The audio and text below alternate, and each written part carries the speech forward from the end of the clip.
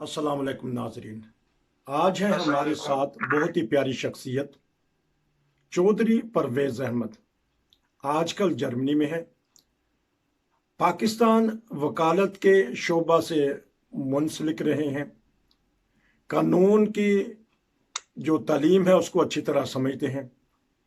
हम उनके पास चलते हैं और उनसे तारुफ हासिल करते हैं। जी अस्सलाम वालेकुम। जी वालेकुम सलाम।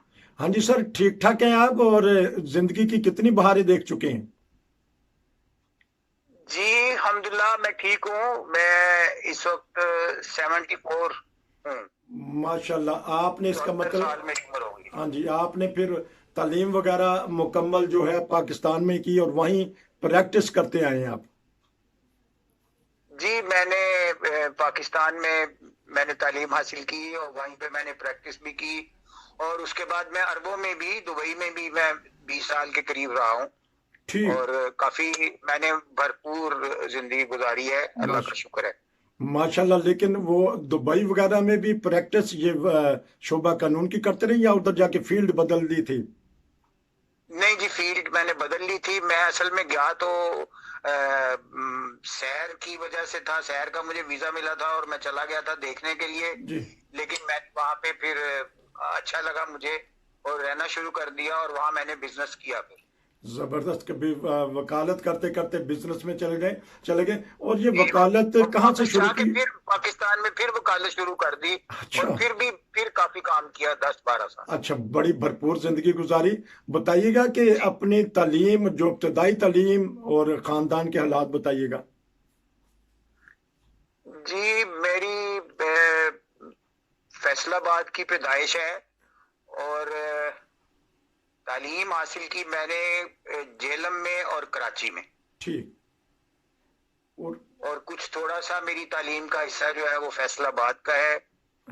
तो इस तरह मैंने मैट्रिक के बाद तो मेरी सारी तालीम जो है वो कराची में है। वो कराची में ही मैंने लॉ किया था, एसएम लॉ कॉलेज से। ठीक। तो लॉ करने के बाद कहाँ प्रैक्टिस शुरू की आपने? कराची में ही मैंने प्रैक्टिस शुरू की थी। और ठीक। उसके बाद मैं फिर लाहौर चला गया था। और इसके अलावा किस जगह आप जाते रहे? क्योंकि वकला जो उनसे उनकी तब्दीली होती रहती है, या वो जाते रहते हैं जहाँ भी उनको अच्छी बार मिले?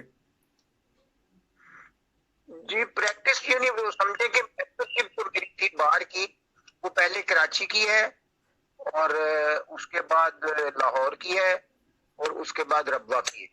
अच्छा, रबवा में भी आपने प्रैक्टिस की लेकिन जब हम वहाँ थे तो उस वक्त तो वहाँ अदालतें वगैरह थी नहीं। लेकिन ये वहाँ किस तरह आपने अदालतों में काम किया? जी मैं गया था 70 में, मैं 71 के करीब मैं पहुंचा था लाहौर। और वहां मैंने 2-3 साल काम किया था जी। कि मुझे वो 74 का जमाना आ गया था। वो वाकया जो रेलवे स्टेशन का है वो हो गया था। जी। और उस वक्त मैंने फिर काम लाहौर से छोड़ के, इसलिए कि शहर के वस्त में ब्रांडत रोड पे मेरा ऑफिस था हाँ। और वहां पे मुखालफत बहुत ज्यादा थी। ठीक। और वहां से छोड़ के मैं रब्बा आ गया था। और रब्बा में मैंने कुछ दिन रहने का प्रोग्राम था। हाँ। और इसी दौरान मैंने अखबारों में सुना कि हुकूमत जो है वो अदालतें कायम कर रही है रब्बा में। ठीक। और उस वक्त मेरा दिल चाहा कि मुझे ये प्रैक्टिस करनी चाहिए फौजदारी की और रब्बा में रहना चाहिए। मैं अपने घर में रहूंगा और मुझे अपने घर में ही अगर काम मिल जाए तो वो ज्यादा अच्छा है, बजाय इसके कि लाहौर से मैं रब्बा आता था हर हफ्ते। ठीक। तो मैंने फिर रब्बा में ही रहना जो है पसंद किया। तो रबवा की अदालत का थोड़ा सा उस वक्त का माहौल बताइएगा कि ये केसेस वगैरह जो फौजदारी के थे, ये किस सिलसिले में और किन के होते थे? जी एक तो ये मैं आपको बता दूं कि रब्वा और चन्योट, जी। ये ऐसा समझे आप कि ये युवा शहर बन चुके हैं। ठीक। तो उस वक्त भी ऐसा ही था जी। कि बहुत करीब था चन्योट। और चन्योट में हमारी बार में मेंबरशिप भी थी जी। और चन्योट की अदालतों में हमारे केस भी होते थे। ठीक। इसी तरह चन्योट के जो वकला हैं उनके रब्बा में केस होते थे। ठीक। तो ये मिलजुल के काम होता था दोनों ठीक। अदालतों में। ठीक। तो जहां तक केसों का ताल्लुक है, मैं ये जरूर बताना चाहूंगा कि ربوہ کے لوکل جو رہنے والے اصل ربوہ کے ہیں ان کا عام طور پہ کوئی کیس نہ اس وقت ہوتا تھا نہ اب ہوتا ہے. ماشاء تو اللہ. کیس جو قرب و جوار کے جو دیہات ہیں جی وہ تھانے کا جو علاقہ ہوتا ہے جی. اس علاقے کے کیس ہوتے تھے اور زیادہ تر وہ فوجداری کیس تھے, چوری چکاری. تو جو ججز صاحبان تھے وہ کون تھے کہ وہاں ربوہ کے مقامی تھے یا یہ باہر سے شفٹ ہو کے وہاں آئے تھے؟ جی باہر سے جج تو آتے تھے, وہ یقینی بات ہے کہ اس وقت جو سب سے پہلے جج آئے تھے وہ بیسیکلی سرگودا سے تعلق تھا ان کا, لیکن ربوہ میں ان کی بھی پہلی اپوائنٹمنٹ تھی. اچھا, وہ سرگودا سے, تو پھر آپ کی ان کی شناسائی ہو گئی یا وہ ربوہ کے ماحول کو انہوں نے دیکھ کے کیا سوچا ہوگا, اگر آپ کے کوئی بتانا چاہیں تو؟ جی میرے خیال میں ان کو حکومت نے یہی ذمہ داری دی تھی کہ وہ ان کو معلوم نہیں تھا کہ ربوہ کے لوکل کیس ہوں گے یا نہیں ہوں گے, تو ان کا خیال یہ تھا کہ ربوہ کے لوگ نامعلوم کس طرح کے ہوں گے, کتنے وہ جرائم پیشہ ہیں اور ان کو کنٹرول کرنا کتنا مشکل ہوگا. تو اس حساب سے انہوں نے ایک میجسٹریٹ کو بھیجا تھا جو کنٹرول کرے وہاں کے حالات کو اور امن و امان کی صورتحال. لیکن ایکچولی ربوہ میں تو نہ کوئی امن و امان کا مسئلہ تھا اور نہ کوئی جرائم تھے. تو یہ تو اس لحاظ سے میرے خیال میں حکومت کو بھی مایوسی ہوئی کہ لوکل کوئی کیس نہیں تھا, جتنے بھی کیس تھے وہ سب دوسرے لوگوں کے تھے جو ربوہ کے رہنے والے نہیں تھے. ہاں جی, قریب و جوار کے جو گاؤں تھے وہاں سے وہ کیس آتے تھے. تو آپ نے پریکٹس کی اور خوب کی, اور کیسز زیادہ کس چیز کے آتے تھے اگر آئیں تو آپ کے پاس جو کیس آتے تھے؟ جب تک چوری کے کیس, گھروں میں چوری کرنے کے, اور یہ گائے بھینس کی چوری, بکری چوری کے, اس طرح کے چھوٹے چھوٹے چوری کے کیس زیادہ تھے میرے خیال. تو وہاں تو پولیس بھی اتنا تشدد کرتی ہے ملزم کے اوپر, ابھی تو اس نے جرم کا اقرار ہی نہیں کیا ہوتا تو وہ نہ کرنے کے باوجود بھی وہ کہتا ہے کہ میں نے یہ کیا ہے. یعنی وہ ماحول تو ظاہر ہے جیسا پورے پاکستان میں ہے وہی ماحول تھا. پولیس زیادتی بھی کرتی ہے اور پولیس کیس بھی بناتی ہے, لیکن یہ بھی سچی بات ہے کہ اس علاقے میں چوری بہت ہے, اس علاقے میں چوری ہوتی ہے, بہت چوری ہوتی ہے. تو یہ دونوں باتیں صحیح ہیں, پولیس بھی غلط کام کرتی ہے, انصاف کے خلاف چلتی ہے, اور لوگ بھی چوری سے باز نہیں آتے. تو کیونکہ ہمارے جو گرد و نواح ہیں وہاں شاہ ہیں بڑے بڑے, اور ان کے اپنے جیل خانے ہوتے ہیں یا اپنی ان کی پاور ہوتی ہے, لالی ہیں وہاں قریب رہنے والے, بڑے بڑے ذمہ دار ہیں, تو اس کے باوجود بھی چور چوری کر جاتا ہے. اس کے باوجود چور چوری کرتا ہے. جی مجھے بڑی عجیب سی بات لگتی ہے بتانے میں کہ مجھے بھی بعض اوقات پتا چلتا تھا کہ ہمیں جو یہ ہمارے کلائنٹ جو آ کے فیس دیتے ہیں, اب بعض اوقات وہ چوری کر کے اور وہ مال بیچ کے منڈی سے سیدھے ہمیں آ کے فیس دیتے تھے. اس بات سے مجھے عام طور پہ بڑی تکلیف ہوتی تھی کہ اس طرح کا پیسہ میں اس کو حلال سمجھوں یا وہ کیا اس کی حیثیت ہوگی. لیکن ایسا ہوا ہے کئی دفعہ کہ ہمیں پتا چلا کہ چوری کی, بعض اوقات ربوہ میں چوری کی, اور مال کو بیچ کے پھر آ کے وکیلوں کو فیسیں دیتے. چلیں جی, اب لیتے ہیں ایک چھوٹا سا وقفہ, اور وقفے کے بعد دوبارہ آپ نے بڑا دلچسپ موضوع چھیڑ دیا کہ ربوہ کی آبادی کی, وہاں کی شہریوں کی چوری کی, اور وہی بیچ کے تو اپنی جان چھڑانے کے لیے, بہرحال مجرم نے تو ملزم نے جان چھڑانی ہے. تو وقفے کے بعد آپ سے مزید بات ہوگی, لیتے ہیں ایک وقفہ. جی ٹھیک ہے جی. وقفے کے بعد دوبارہ حاضر. باتیں ہو رہی ہیں ربوہ کے قریب و جوار جو گاؤں ہیں وہاں چور چوری کرتے ہیں, اور پھر انہوں نے لازمی وکیل کے پاس آنا ہوتا ہے. تو ہمارے ساتھ وکیل صاحب ہیں, پرویز احمد صاحب, ان سے پتہ کریں گے مزید آگے کے واقعات. جی میں بتاتا ہوں آپ کو, بڑی دلچسپ کہانی ہے یہ.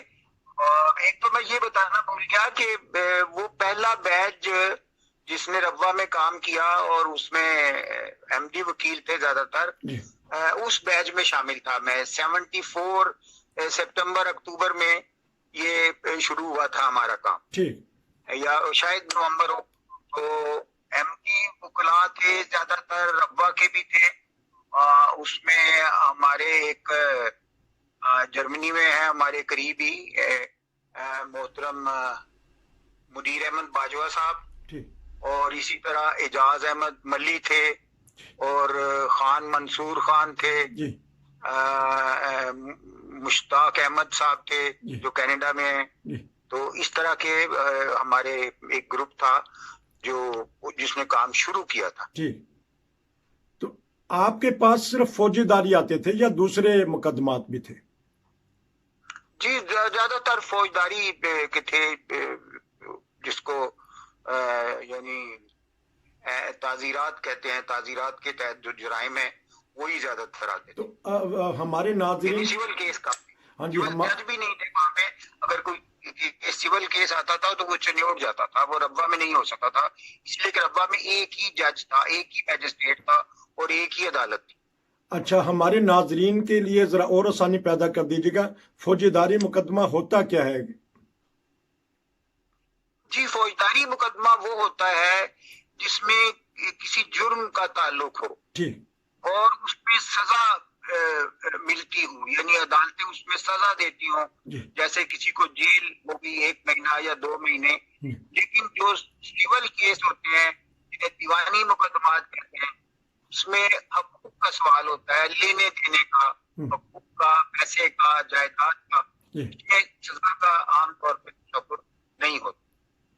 تو یقیناً بہت سارے ایسے واقعات ہوئے ہوں گے، آپ کے ساتھ دیکھے ہوں گے کہ بغیر کہ جرم ثابت نہیں ہوا پھر بھی اس کے اوپر سزا ہو گئی. ہم آپ سے ایک اور پروگرام کریں گے، لیکن اب باری آتی ہے وکلا کی.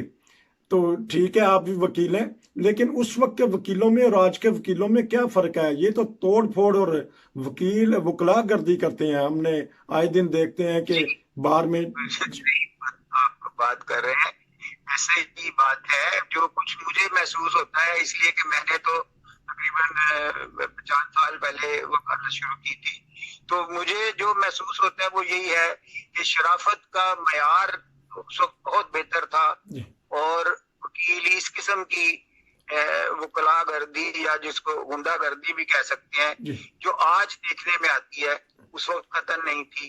اور بہت ہی معیار بہتر تھا، وکلا میں شرافت تھی. اور میں نے بہت قابل، بہت اچھے پڑھے لکھے لوگ وکیلوں میں دیکھے ہیں جن سے میں خود بہت متاثر ہوا ہوں.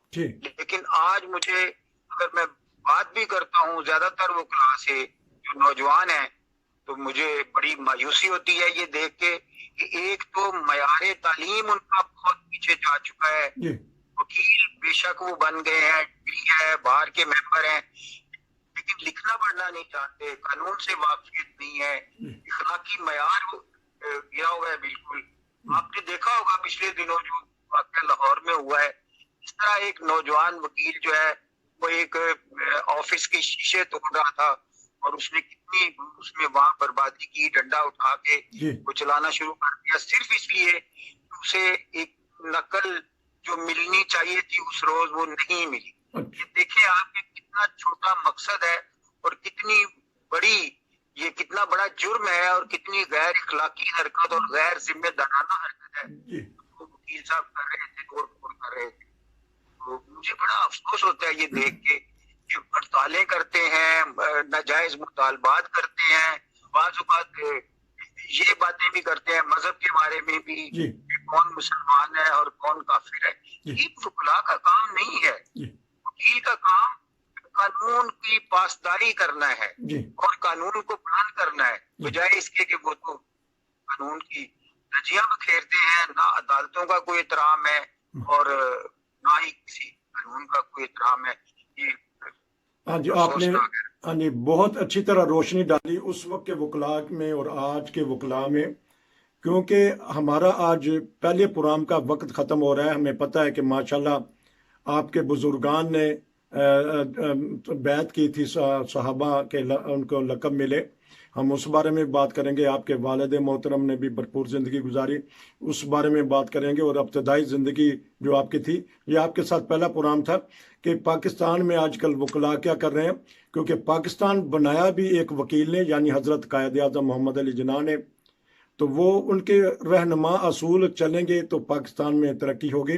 اگر آخری 1-2 منٹ کوئی پیغام دینا چاہیں وکالت کے حساب سے، تاکہ آپ کی آواز پوری دنیا میں جاری ہے، پھر پروگرام ختم کرتے ہیں. جی میرا پیغام تو یہی، اگر میں کوئی پیغام دینے کا موقع ملے تو میں یہی دوں گا کہ مذہب کے بارے میں کوئی قانون بنانے کی ضرورت نہیں ہے. جی. مذہب وہی ہے جو کوئی اقرار کرتا ہے. جس چیز کا میں کہتا ہوں کہ میرا مذہب ہے جی. اسی کو مذہب ماننا چاہیے, جی. بجائے اس کے کہ کوئی دوسرا مذہب میرے اوپر توسا جائے. جی. یہ بہت بڑی اس زمانے کی جہالت ہے جی. جس سے ہمیں یا دوسروں کو بچنا چاہیے دنیا کو. زبردست بات کر دی. یہی یورپین کی ترقی کا راز ہے. جب ہم یہاں جاتے ہیں ہمارے سے پوچھتے ہیں کہ مذہب میں جو ہم لکھائیں گے وہی لکھا جائے گا, وہی ہمیں وہ سمجھتے ہیں. وکیل صاحب نے, چودھری پرویز صاحب نے بہت اچھی بات کر دی کہ مذہب کا تعلق خدا سے اور اس کے بندے سے ہے. قائد اعظم نے یہی تو کہا تھا کہ ریاست کا تعلق کسی کے مذہب سے نہیں ہوگا. اگر پاکستان نے ترقی کرنی ہے تو وہی قائد اعظم کے الفاظ بار بار کانوں میں گونجتے ہیں کہ آپ آزاد ہیں اپنی مسجدوں کے لیے, آپ آزاد ہیں اپنی مندروں کے لیے, اپنی عبادت گاہوں کے لیے. کاش کہ یہ پاکستان کے عوام اور حکمران اور ہمارے وکلاء بھائی اس بات کو نوٹ کر لیں جو ہمارے چودھری پرویز صاحب نے بتائی ہے. اگر میں نے چودھری کہہ دیا کیونکہ اگر ویسے پرویز احمد صاحب نے, تو انشاءاللہ آپ سے دوبارہ پروگرام کریں گے. نصیر کو اجازت دیجیے. السلام علیکم. وعلیکم السلام.